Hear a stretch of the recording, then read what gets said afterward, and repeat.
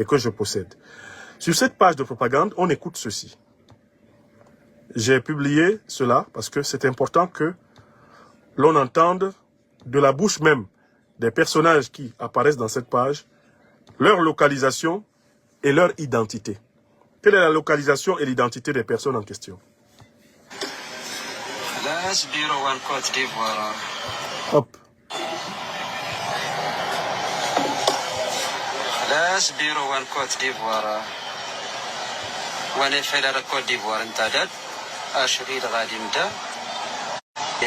mise en place حسن التيتار تسهل الاسداد انفوس الزوال السلام عليكم ورحمه الله. Donc, les personnages que vous voyez dans cette petite vidéo, qui est diffusée d'ailleurs sur leur page de propagande Facebook, se présentent comme l'antenne, la filiale de Daesh en Côte d'Ivoire. Daesh, c'est l'organisation dite de l'État islamique, qui, comme on le sait, a été créée par les services américains sous Obama au début des années 2000, pour compléter le travail d'Al-Qaïda dans la déstabilisation des pays que les impérialistes occidentaux veulent piller, pour y prendre le pétrole, l'or, le manganèse, le coltan, le lithium, l'uranium, le gaz à vil prix. Si ces personnages, ces personnes, c'est-à-dire en Côte d'Ivoire, si elles se permettent de préciser l'organisation à laquelle elles appartiennent, et même subsidiairement l'organisation de camouflage à laquelle elles appartiennent, nous devons nous poser la question de savoir pourquoi le font-elles. Quels enseignements doit-on tirer de cette petite vidéo où on voit très bien des personnes, d'ailleurs il y a une dame à visage découvert qui pose avec eux, se revendiquant de Daesh Côte d'Ivoire. Quel enseignement doit-on en tirer? Je vous fais écouter encore.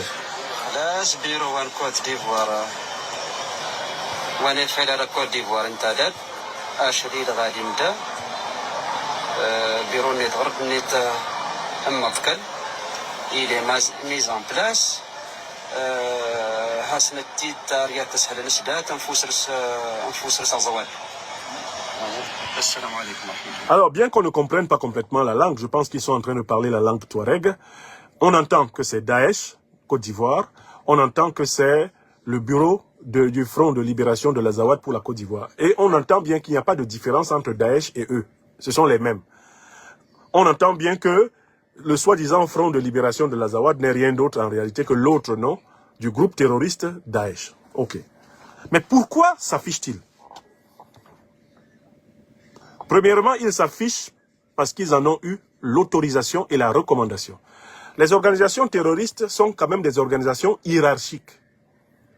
Pour qu'un groupe s'asseye, fasse une vidéo et la diffuse volontiers sur les réseaux sociaux, il faut que la haute hiérarchie de l'organisation soit tombée d'accord.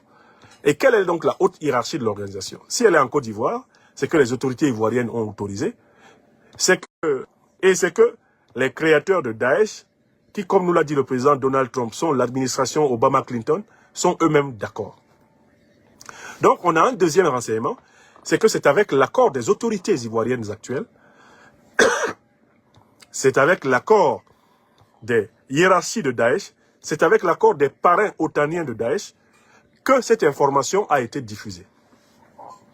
L'objectif, qu'il y a un front de guerre contre l'Alliance des États du Sahel qui est ouvert au sud de l'Alliance des États du Sahel. Je recommence l'information.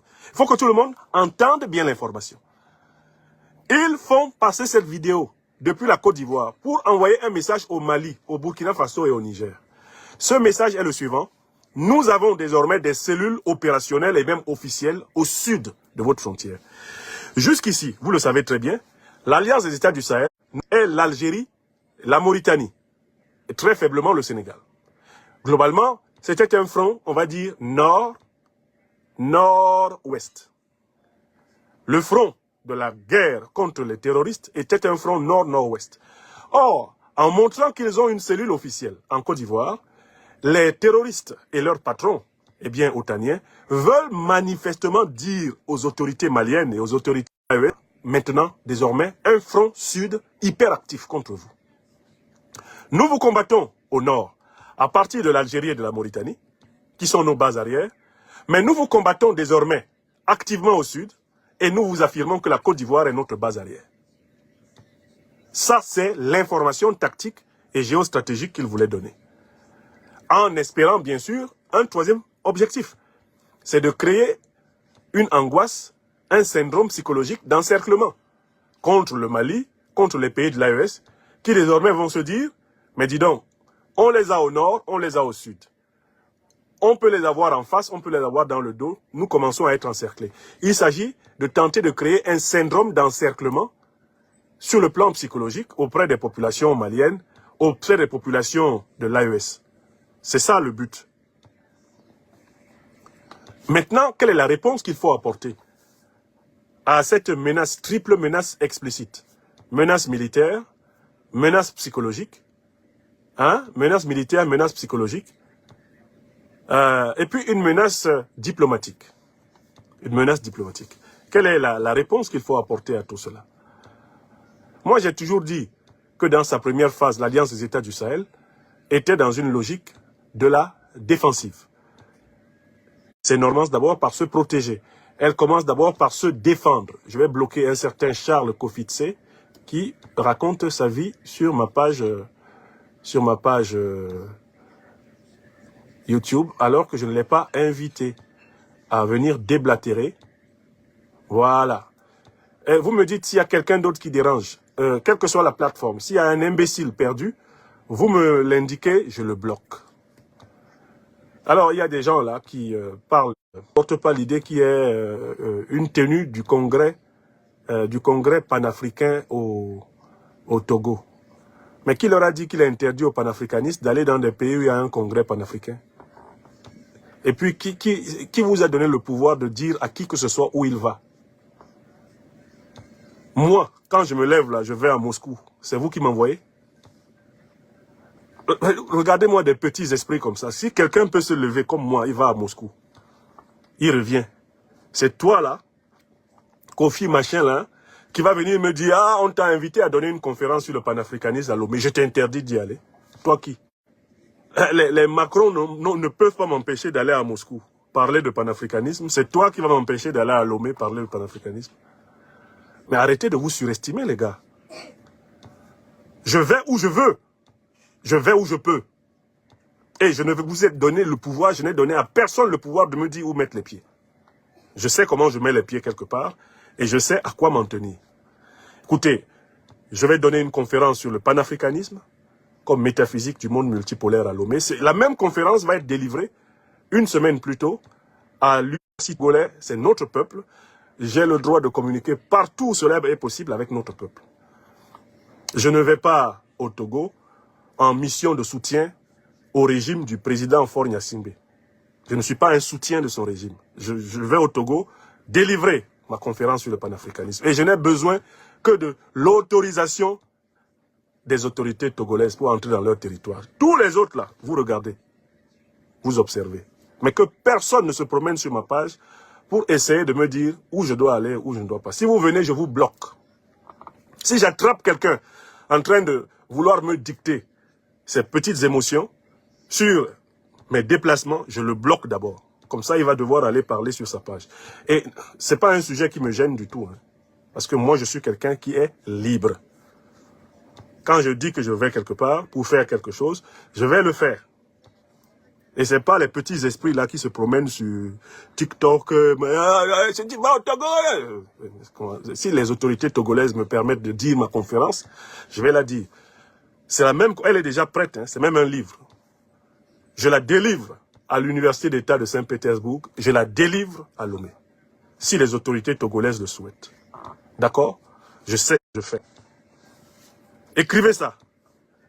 On n'est pas pour vos petits enfants de cœur là qui se promènent sur les réseaux sociaux et qui, pour avoir commencé de l'activisme il y a quelques années, deviennent des papes qui délivrent des fatwas. Ça ne marche pas comme ça avec moi. Donc vous arrêtez ça tout de suite. Celui qui se repromène sur ma plateforme avec ce genre de propos, je le bloque. Et c'est lui qui perd. Je vous ai toujours dit une chose. Moi, Nyamsiwa Cameroun, je suis conscient. Je suis parfaitement conscient que même mes mythes apprennent calmement. Si tu essaies de chauffer, c'est blocatus, blocatata, blocadamus, bloqué tété, bloqué blocamata, je t'envoie pète. C'est-à-dire que Bia ne peut pas m'empêcher d'aller où je peux aller, et puis c'est toi. Macron ne peut pas m'empêcher de me lever ici de dire je vais à Moscou. Puis c'est toi là qui est venu écrire un commentaire sur ma page Facebook. Ah, tu vois, je vais là où je veux. Ça reste des lâches qui ne disent pas ce qu'ils font et qui ne font pas ce qu'ils disent. Je fais ce que je dis. Alors, les grands panafricanistes de l'AES sont déjà passés à Lomé. Il y a à peine 2 semaines, notre frère et grand camarade Bassolma Bazier était à Lomé et a délivré une très belle conférence. J'espère que toutes vos menaces l'ont empêché de délivrer une conférence à Lomé. Je vois un africaniste burkinabé, malien, nigérien de venir au Togo parce que ça ne vous plaît pas, vous. Monsieur un tel, madame un tel. Donc arrêtez ça. Si vous voulez durer sur mes pages, vous arrêtez. Vous observez. Le texte de ma conférence au Togo sera publié. Il est déjà prêt. C'est un livre. Et je suis sûr que c'est une conférence très utile. Partout où il me sera donné de délivrer la connaissance qui libère l'Afrique, j'irai la donner. Alors que, voilà. Il n'est pas normal que nous sévrions, a priori comme ça, des peuples africains entiers à cause de 2 ou 3 petits ayatollahs qui se promènent sur les réseaux sociaux et qui veulent dicter la conduite à tout le monde. Vous n'êtes rien pour vous tenir devant moi et me dire, ne va pas ici, ne va pas là-bas.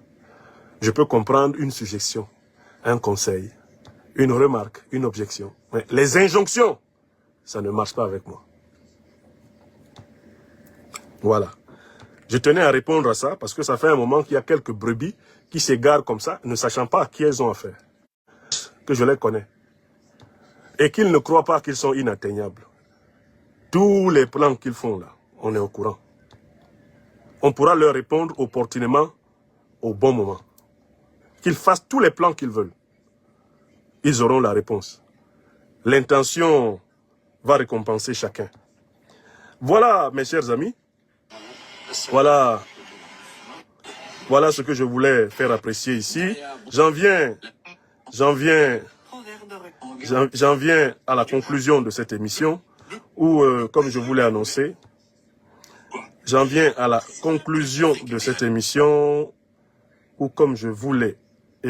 annoncé, voilà, j'ai traité du cas d'Alassane Draman Ouattara qui accueille officiellement Daesh. L'organisation de Ouattara ne peut pas se faire uniquement en défendant l'AES. Des gens comme Ouattara, comme Talon, des gens qui sont clairement engagés à servir de base arrière pour déstabiliser l'AES, ces gens-là ne méritent pas une stratégie purement défensive. Tous ceux qui consacrent leur pays comme base arrière pour attaquer les pays africains, ils doivent être attaqués. Ils doivent être attaqués. Ceux qui utilisent leur pays comme base arrière pour attaquer les pays africains, ils doivent être attaqués. Le rapport de force en vue de la paix et de la sécurité en Afrique ne changera jamais tant que ceux qui utilisent leur pays comme base arrière pour attaquer les pays africains ne sont pas attaqués. Sandra lui montrera qu'il n'a aucun pouvoir sur lui. Le Mali a déjà pris les 49 mercenaires de Ouattara qui étaient chargés de s'entreposer dans l'aéroport pour assassiner le président Assimi Goïta. Le Mali les a pris pendant 6 mois. Ouattara a crié sur tous les toits. Quand il a fini de crier, le Mali les lui a remis par pitié. Alassane Ouattara continue d'utiliser le territoire ivoirien pour infiltrer. Dans le cadre du coup d'État énergétique, de l'affaire du blocus, les dernières attaques qui ont été formulées contre le Mali, qui ont été fomentées contre le Mali, ont été faites à partir de la Côte d'Ivoire. Notamment, les groupes, les commandos terroristes qui sont entrés au Mali par la frontière sud ont été parachutés en Côte d'Ivoire. C'est à partir de la Côte d'Ivoire qu'ils ont pénétré le territoire malien. C'est un fait connu. Et quand ils ont été ailleurs, donc les autorités maliennes, les autorités burkinabées et les autorités nigériennes savent qu'Alassane Ouattara, comme l'a dit le président Ibrahim Traoré clairement, est une base arrière des groupes terroristes pour attaquer leur territoire. Donc à un moment donné, la base arrière, elle aussi doit être démantelée. Parce que tant que la base arrière n'est pas démantelée, elle continuera de servir à sa mission. Alassane Ouattara étant une base arrière antiterroriste, la chute d'Alassane Draman Ouattara doit être un objectif géopolitique, géostratégique obligatoire pour l'Afrique en lutte. Ça, c'est la conclusion qui s'impose ici à moi. C'est la conclusion qui s'impose absolument à moi. Je bloque un autre individu inutile. Ah, très bien. Je le bloque. Très bien. C'est très bien. Donc voilà. Voilà pour moi le médicament à cette affaire. Le Bénin de Talon qui sert de base arrière pour attaquer le Niger, comme le Bénin est une base arrière pour attaquer le Niger, le pouvoir qui abrite des bases arrière pour attaquer le Niger doit aussi tomber. Parce qu'ils attaquent le Niger pour faire tomber le président Tiani. Et il faut qu'il tombe pour que le Niger ne soit plus attaqué. C'est aussi simple et clair que ça. La Mauritanie qui sert de base arrière pour attaquer le Mali, mais le pouvoir mauritanien là, il doit tomber. Parce que ce qu'ils veulent, c'est que le pouvoir du Mali, du Burkina, du Niger tombe. L'Algérie qui sert de base arrière. Dans les années 90, l'Algérie partait en vrille. Si elle continue d'être la base arrière des terroristes contre le Sahel, il s'ensuit que le Sahel sera obligé de s'intéresser au régime algérien qui cherche par tous les moyens à mettre le Sahel à feu et à sang. Donc, il y a un moment où, quand les pays sahéliens, les pays subsahariens vont atteindre un certain niveau, la politique ne sera plus que défensive, la politique de défense défensive ne sera plus que l'un des outils, mais il faudra une politique de défense offensive. Qui sont des bases arrières pour déstabiliser les pays voisins, eh bien, ce sont des gens fragiles. Et je pense que les gouvernements, les régimes panafricanistes révolutionnaires ne doivent pas avoir peur de leur créer les problèmes qu'ils créent chez eux. Tous les problèmes qu'ils viennent créer chez les autres. Tous les problèmes qu'ils viennent créer chez les autres, il faut qu'ils les aient chez eux. Ces pays-là, ces gouvernements qui servent de base arrière pour la déstabilisation du continent, ils doivent avoir les mêmes problèmes qu'ils créent chez les autres. Et cela dans le cadre d'un changement de la doctrine. Il faut passer de la défensive systématique à l'offensive alternative. Et ce n'est qu'ainsi